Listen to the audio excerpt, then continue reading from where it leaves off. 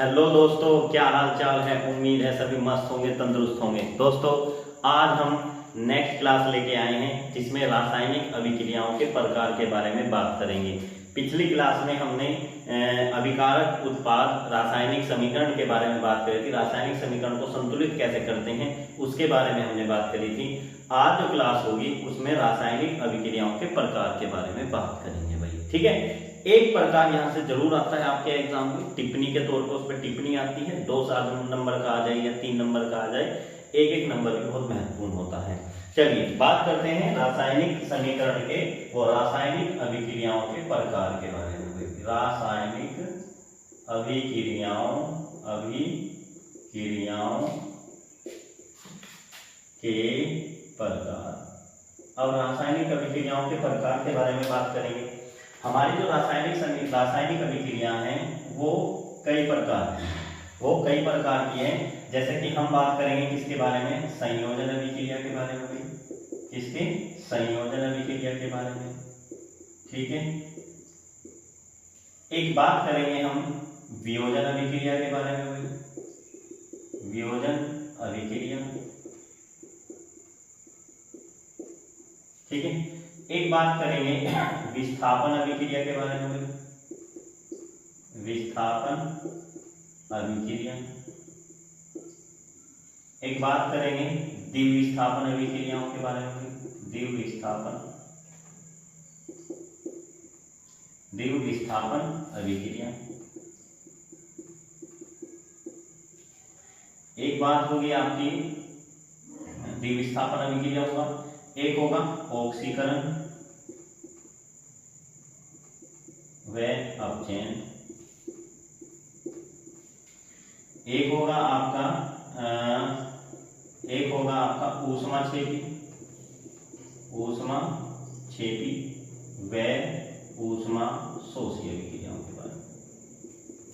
ऊष्माशोषी, तो इन अभिक्रियाओं के बारे में हम बात करेंगे भाई। ऑक्सीकरण कहाँ होता है, अपचयन क्या होता है, विस्थापन अभिक्रिया क्या है, संयोजन अभिक्रिया क्या है, वियोजन अभिक्रिया क्या है, द्विविस्थापन अभिक्रिया क्या होती हैं, ठीक है।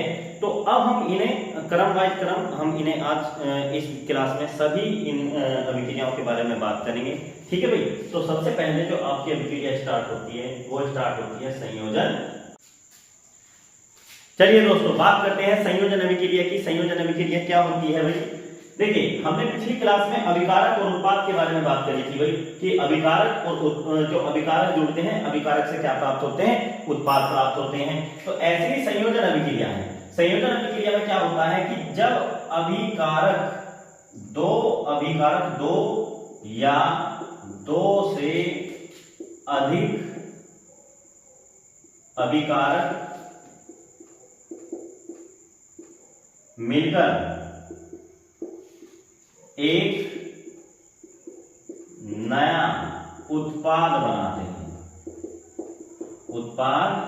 बनाते हैं, संयोजन अभिक्रिया कहलाती है।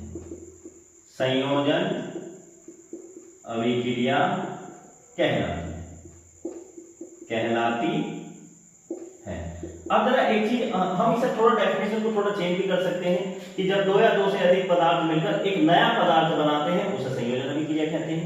संयोजन अभिक्रिया एक तरीके से जोड़ना। जब हम 2 अभिकारकों को एक साथ जोड़ेंगे तो उनसे जो पदार्थ बनेगा वो उत्पाद होगा, और उस उत्पाद को ही हम क्या बोलते हैं, संयोजन अभिक्रिया कहते हैं। तो ये आपकी संयोजन अभिक्रिया की डेफिनेशन है। अब संयोजन अभिक्रिया समझने के लिए हम यहाँ से ये भी कह सकते हैं, फॉर एग्जाम्पल हम एक उदाहरण दे सकते हैं। एक उदाहरण दे सकते हैं क्या, कि A प्लस B, कोई 2 हमारे पदार्थ हैं, या इन्हें एक तरीके से मान लेंगे अभिकारक है। क्या है ये? अभिकारक। इनसे मिलकर क्या बना, एक उत्पाद बना C। ये C जो बना ये क्या है, उत्पाद है। इसके बेस में हम कोई भी एग्जांपल ले सकते हैं। मान लो हम आपसे बोल रहे हैं कि भाई कि कार्बन की जो क्रिया है वो किसके साथ कर दो, ऑक्सीजन के साथ। किसके साथ कर दे भाई, ऑक्सीजन यानी O2 के साथ। तो कार्बन क्या है, कार्बन एक सॉलिड होता है भाई। ऑक्सीजन क्या होती है, ऑक्सीजन गैस होती है भाई। इसकी जब आप क्रिया करोगे तो क्या बनके तैयार हो जाएगा, CO2। और CO2 क्या होती है, गैस होती है, ठीक है। ये दोनों क्या है, ये दोनों अभिकारक है। ये दोनों क्या है, अभिकारक है। और ये क्या जो बनकर तैयार हुआ, ये क्या है, ये उत्पाद। ठीक है।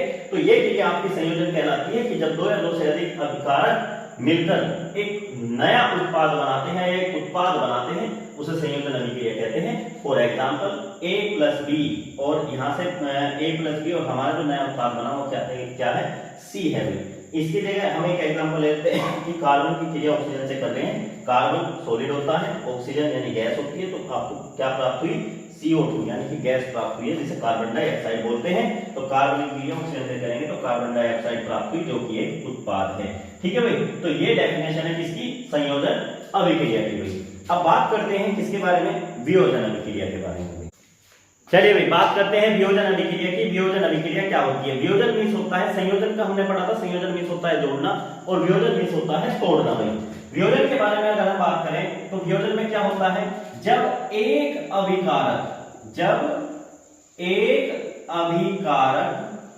अभिकारक दो छोटे छोटे उत्पाद में टूट जाता है, उत्पाद में टूट जाता है, तो वियोजन अभिक्रिया कहलाती है। क्या कहलाती है? वियोजन अभिक्रिया कहलाती है। अब वियोजन अभिक्रिया के बारे में बात करें, जब एक अभिकारक, बात हुई है एक अभिकारक की, यानी कि अगर हम यहाँ पर उदाहरण दें भाई एक अभिकारक के लिए, मान लो यहाँ एक अभिकारक है, ये अभिकारक तो नए छोटे उत्पाद में टूटेगा, जैसे B प्लस C के बारे में। यहाँ पे किसका कार्य कर रहा है, ये अभिकारक का कार्य कर रहा है भाई, और B प्लस C किसका कार्य कर रहे हैं, ये उत्पाद का कार्य कर रहे हैं। इसके बेस पे एक एग्जांपल लेते हैं। मान लो सपोज करो हम बोलते हैं कैल्शियम कार्बोनेट CaCO3, जिसे बोलते हैं कैल्शियम कार्बोनेट भाई, कैल्शियम कार्बोनेट। कैल्शियम कार्बोनेट के हम यहाँ पे अभिकारक को दो रूप में तोड़ेंगे भाई, CaCO3। तो यहाँ से दो रूप कैसे बनेंगे, देखिए यहाँ से अगर हम एक ऑक्सीजन Ca के साथ लगा दें, एक ऑक्सीजन का परमाणु Ca के साथ लगा दें, तो एक चूना बनेगा भाई, क्योंकि कैल्शियम कार्बोनेट चूने का और कार्बन डाइऑक्साइड गैस का बनता है। तो यहाँ से एक ऑक्सीजन, हमने एक अणु ऑक्सीजन का इसे दिया, एक परमाणु, तो CaO प्लस, ये क्या बना यहाँ पे, CO2। यानी कि ये यहाँ पे जो कैल्शियम कार्बोनेट है, ये यहाँ पे कार्य कर रहा है किसका भाई, अभिकारक का, और ये CaO किसका कार्य कर रहा है, ये भी उत्पाद है, ये भी उत्पाद है भाई, और ये भी क्या है, उत्पाद है। तो कहने का मतलब ये है कि जब एक अभिकारक दो छोटे उत्पाद बना देता है, तो वहां पे जो क्रिया होती है, अभिक्रिया होती है, वो क्या होती है, वियोजन अभिक्रिया होती है। एग्जाम्पल बहुत सारे हैं, लेकिन ये एग्जाम्पल मोस्ट इंपोर्टेंट है, तो आप इसकी तैयारी बहुत अच्छे से करें। चलते हैं नेक्स्ट इक्वेशन की तरफ, जिसका नाम है, अच्छा एक चीज और है भाई, जब कैल्शियम कार्बोनेट होता है, ये एक सॉलिड रूप में आता है। कैल्शियम जो कैल्शियम ऑक्साइड है, जिसे हम अनबुझा चूना कहते हैं, CaO, इसे कैल्शियम ऑक्साइड बोलते हैं, ये भी आपका एक सॉलिड होता है, जबकि CO2 क्या होती है, एक क्या होती है, गैस होती है। इसके बारे में जरूर आप याद रखना, CaCO3, तो CaO और CO2, CaO कैल्शियम ऑक्साइड जो अनबुझा चूना होता है भाई, और CO2 आपकी कार्बन डाइऑक्साइड गैस होती है। तो ये आपकी हेडिंग है वियोजन अभिक्रिया की, ठीक है। चलिए दोस्तों, अब बात करते हैं हम द्विस्थापन अभिक्रिया और द्विविस्थापन अभिक्रिया की। मोस्ट इंपोर्टेंट आपकी इक्वेशन है, मोस्ट इंपोर्टेंट आपकी अभिक्रिया है, द्विविस्थापन अभिक्रिया और द्विविस्थापन अभिक्रिया में। बात करते हैं विस्थापन अभिक्रिया की। विस्थापन अभिक्रिया क्या होती है? विस्थापन अभिक्रिया में तो वह अभिक्रिया जिसमें अधिक अभिक्रियाशील तत्व, जिसमें अधिक अभिक्रियाशील तत्व कम अभिक्रियाशील तत्व को इसके यौगिक से विस्थापित कर देता है, तो विस्थापन अभिक्रिया कहलाती है भाई। विस्थापन अभिक्रिया के लिए फॉर एग्जांपल हम यहां पे बात करें, मान लो एक यौगिक है AB और एक तत्व है यहां पे C भाई, ठीक है, एक तत्व है यहां पे C। तो क्या होगा, ये जो यौगिक है यहां से ये कम क्रियाशील तत्व इस यौगिक को क्या कर देगा, यहां से हटा देगा, तो यहां पे आपका क्या बनेगा, AC, और ये जो B है ये विस्थापित हो जाएगा अलग। ठीक है, यानी कि AB आपका एक यौगिक है और यहाँ पे C एक क्या है, तत्व है, तो B यहाँ से हटेगा तो A के साथ क्या जाएगा, C जाएगा, AC और प्लस क्या बनेगा, B। फॉर एग्जाम्पल एक यहाँ से उदाहरण हम ले सकते हैं कि आयरन, हम बोलते हैं कि भाई आयरन की क्रिया, आयरन यानी कि Fe की क्रिया कॉपर सल्फेट के साथ करनी है। किसके साथ करनी है, कॉपर सल्फेट के साथ करनी है। कॉपर सल्फेट यहाँ पे यौगिक है भाई, ठीक है, यहाँ पे आयरन एक तत्व है, तो क्या होगा, ये जो आयरन होगा ये SO4 के साथ जाएगा और Cu को यहां से विस्थापित कर देगा, तो FeSO4 प्लस क्या बनेगा यहाँ पे, Cu। तो FeSO4 जो बना भाई, ये बना आयरन सल्फेट। क्या बना भाई, आयरन सल्फेट, जिसे हम फेरिक सल्फेट भी बोलते हैं। Cu यहाँ पे किस चीज का कार्य कर रहा है, Cu यहाँ पे क्या है भाई, कॉपर है। ठीक है, तो ये हमारी डेफिनेशन है विस्थापन अभिक्रिया की भाई, कि वह अभिक्रिया जिसमें अधिक अभिक्रियाशील तत्व कम अभिक्रियाशील तत्व को इसके यौगिक से विस्थापित कर देता है, तो आपकी विस्थापन अभिक्रिया कहलाती भाई। मैंने 2 एग्जांपल आपको बिल्कुल सही तरीके से समझा दिए हैं, उम्मीद है आपको समझ आया होगा भाई। अब बात करते हैं, एक मोस्ट इंपोर्टेंट है आपकी द्विविस्थापन अभिक्रिया के बारे में भाई। तो द्विविस्थापन अभिक्रिया क्या है, तो वह अभिक्रिया जिसमें आयनों का आदान प्रदान होता है, द्विविस्थापन अभिक्रिया कहलाती है।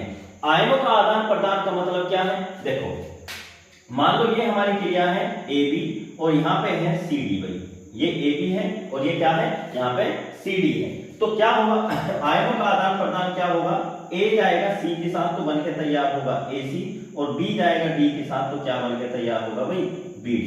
ठीक है भाई, तो यहाँ से आयनों का आदान प्रदान हुआ, ये हमारी द्विविस्थापन अभिक्रिया है। इसके बेस पे हम कोई भी एग्जांपल समझ सकते हैं। मान लो यहाँ से हम बोलते हैं कि सिल्वर नाइट्रेट की क्रिया, सिल्वर नाइट्रेट की क्रिया सोडियम क्लोराइड के साथ, किसके साथ करनी है, सोडियम क्लोराइड के साथ। ठीक है, अब सिल्वर नाइट्रेट का सूत्र क्या होता है, सिल्वर नाइट्रेट है AgNO3, AgNO3 ये सिल्वर नाइट्रेट का सूत्र है। हमें क्रिया किसके साथ करनी है, सोडियम क्लोराइड NaCl, तो देखो क्या बनेगा भाई, जो Ag होगा वो किसके साथ जाएगा भाई, Cl के साथ जाएगा, तो यहाँ पे हुआ AgCl प्लस NO किसके साथ जाएगा, NaNO3, ये सिल्वर क्लोराइड बना, ये सोडियम नाइट्रेट बना। ठीक है भाई, तो ये हमारी क्या है, ये द्विविस्थापन अभिक्रिया होती है। तो वह अभिक्रिया जिसमें आयनों का आदान प्रदान होता है वो द्विविस्थापन अभिक्रिया कहलाती है। फॉर एग्जांपल सिल्वर नाइट्रेट की क्रिया सोडियम क्लोराइड के साथ करने पर, तो silver nitrate AgNO3, sodium chloride NaCl, तो Ag किसके साथ जाएगा, Cl, सिल्वर क्लोराइड बनेगा भाई हमारा, और Na किसके साथ जाएगा, NO3 के साथ में, क्योंकि जाहिर सी बात है आयनों का आदान प्रदान हो रहा है, इस पर प्लस है, इस पर निगेटिव है, इस पर प्लस है, इस पर निगेटिव है, तो पॉजिटिव निगेटिव के साथ और यहाँ से पॉजिटिव निगेटिव के साथ, तो AgCl और NaNO3 होगा भाई। ठीक है, उम्मीद है, आशा करता हूं कि आपको बिल्कुल सही समझ में आया होगा। अब बात करते हैं अपने नेक्स्ट टॉपिक के बारे में। चलिए दोस्तों, अब बात करते हैं ऑक्सीकरण तथा अपचयन अभिक्रिया के बारे में। ठीक है, ऑक्सीकरण और अपचयन अभिक्रिया आपकी मोस्ट इंपोर्टेंट है, बात करते हैं इसके बारे में। देखिए, सबसे पहली बात तो ये है, जो ऑक्सीकरण आपकी अभिक्रिया होती है, इस ऑक्सीकरण को आप उपचयन भी बोलते हैं। क्या बोलते हैं, उपचयन भी बोलते हैं, और ये आपकी अपचयन होती है भाई। ठीक है, तो ऑक्सीकरण क्या होती है कि वह अभिक्रिया जिसमें ऑक्सीजन की वृद्धि, सबसे पहली बात है कि ये अभिक्रिया की वह अभिक्रिया जिसके किसी पदार्थ में ऑक्सीजन की वृद्धि, ये थोड़ा सा मिसप्रिंट हो रहा है, ऑक्सीजन की वृद्धि अथवा हाइड्रोजन में कमी होती है, वो आपकी क्या कहलाती है, ऑक्सीकरण कहलाती है, या हम बोल सकते हैं उपचयन कहलाती है भाई। ठीक है, किसी भी अभिक्रिया के पदार्थ में ऑक्सीजन की वृद्धि अथवा हाइड्रोजन में कमी की जो शर्त होती है वो क्या कहलाती है, ऑक्सीकरण अथवा उपचयन कहलाती है। फॉर एग्जाम्पल, अगर हम बात करें इसके उदाहरण की, हम बात करते हैं इसके उदाहरण की, मान लो हम बात करते हैं कि कॉपर की क्रिया हम ऑक्सीजन के साथ कर रहे हैं, कॉपर की क्रिया हम किसके साथ कर रहे हैं, ऑक्सीजन के साथ हम यहाँ पे कर रहे हैं, तो क्या बनके तैयार हुआ, CuO, 2CuO। जरा इसमें एक चीज देखो आप ध्यान से, ये यहाँ पे कॉपर है, क्या है ये, कॉपर, ये कॉपर है भाई, और ये क्या है, ये ऑक्सीजन है भाई। ठीक है, ये ऑक्सीजन है। इसमें क्या हो रखा है, इस कॉपर में इस ऑक्सीजन की वृद्धि हुई है। यहां पे देखो ध्यान से, इस कॉपर में ऑक्सीजन की क्या हुई है, वृद्धि हुई है। तो ये जो क्रिया हो रही है, ये क्रिया आपकी क्या होती है, उपचयन, और उपचयन की क्रिया ही आपकी क्या कहलाती है भाई, ऑक्सीकरण कहलाती है। क्या कहलाती है, ऑक्सीकरण कहलाती है भाई। ठीक है, बात करें जैसे बात करें सेकंड इक्वेशन आपकी, ये आपकी है अपचयन। क्या है, अपचयन। अपचयन क्या है, वह अभिक्रिया जिसके किसी पदार्थ में ऑक्सीजन की तो कमी हो अथवा हाइड्रोजन में क्या हो जाए, वृद्धि हो जाए, वो क्या कहलाती है, आपकी अपचयन कहलाती है भाई। फॉर एग्जाम्पल, इसके लिए अगर हम एग्जाम्पल की बात करें, जैसे मान लो सपोज करो आपके पास ये कॉपर ऑक्साइड प्लस यहाँ पे H2O प्लस H2O, तो यहाँ पे क्या हुआ, कॉपर और प्लस में यहाँ पे H2O भाई।